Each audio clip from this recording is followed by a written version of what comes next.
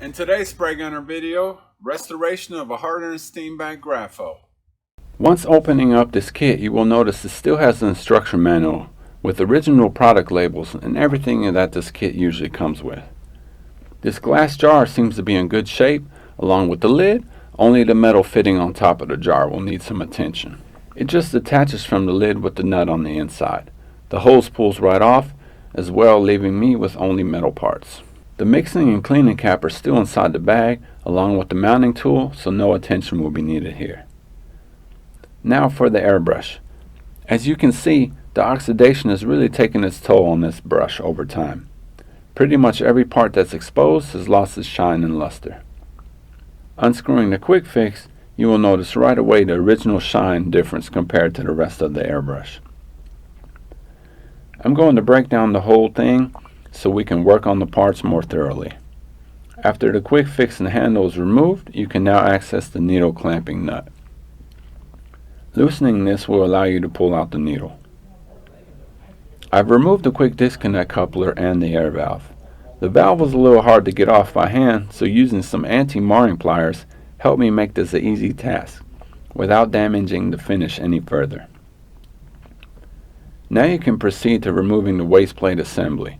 After breaking down all the parts in this area, they look to be in good shape, so this will just be getting a proper cleaning. The next component is the air cap nozzle combo. Since the nozzle is not made out of the same metal as the body, it looks to be unharmed by the elements. The last major body part is the side feed tube. This is where you would normally use the mounting tool, but my pliers were eager and ready to help me break it loose for removal. I'm not sure how long this airbrush has been sitting, so all the seals will be replaced, including the packing seal. Now that it's all broken down, a mild solution of distilled water and dish soap is mixed to soak all these parts.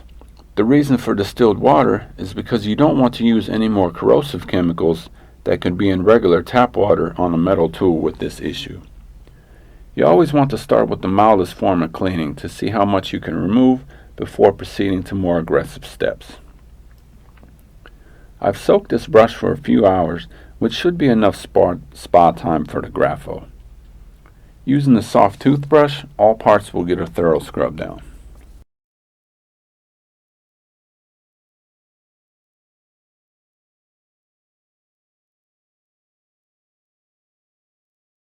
I've noticed a significant difference already. You might notice what I can see is a good amount of pitting in the metal where the corrosion has taken its toll. I don't believe this will be coming out completely.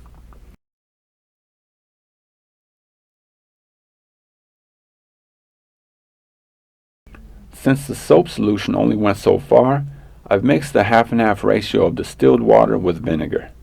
This will neutralize the oxidation and provide a more aggressive mixture to scrub it down one more time. This vinegar mix was only used to soak the parts for about an hour, then set out to dry.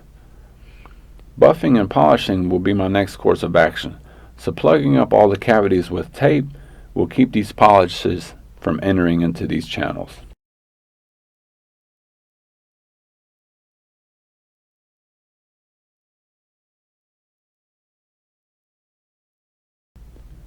The compound is used first and not much at a time. Place just enough to cover the brush and rub it all around. Also use the pad to rub some of it in so it doesn't just splatter all over your work area. Start slow and work up to a medium speed. You want to build up some heat but not too much. I'm starting to notice a good shine, so going over it once or twice more with the compound until you're satisfied it's as good as it's gonna get.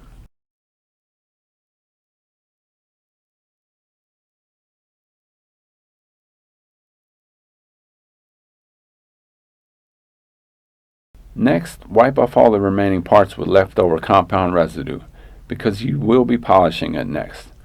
If there is still too much leftover compound when you go to polishing, you will be doing more buffing than shining.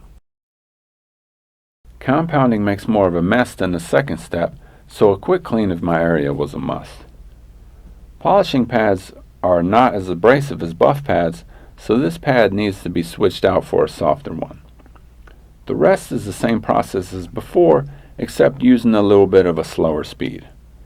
You don't need to create much heat to get a shine, so this step just polishes the fine scratches left behind.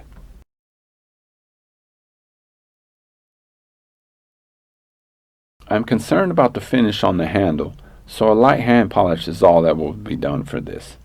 Getting too aggressive with this will most likely remove some of the purple finish. Now it's time to remove all the blocked off parts in the channels. Clean the airbrush inside and out, as well as all the corresponding parts, finishing with replacing all the seals and gaskets. The bottle top goes back together with the nut on the bottom by retightening it to the lid. The hose slides back on easily. Not knowing how long this airbrush has been sitting, it's best to just go ahead and replace any wearable part. Using the seal kit 123911, I have everything needed to replace my old, most likely dried up seals. I'm happy with the finish compared to when we started, so now it's reassembly time. Taking an old needle to remove the packing screw and nozzle gasket, you can now thoroughly clean these parts. A little counterclockwise turn until you feel a click with the Steenbeck tool, and then clockwise to finish installing. Hand tight is all that's needed. The unique trigger of the GRAFO has a little hook on the bottom that needs to be installed first before the air valve. I remembered this after trying to reassemble with no luck. After backtracking a little bit, it's all in place now. Time to rebuild the waist plate pieces to insert into the body so I can install the needle afterwards. Once you've locked in the needle clamping nut to verify the trigger and needle are moving properly, the handle with quick fix can be installed. One last piece is the side feed tube and you're ready for action.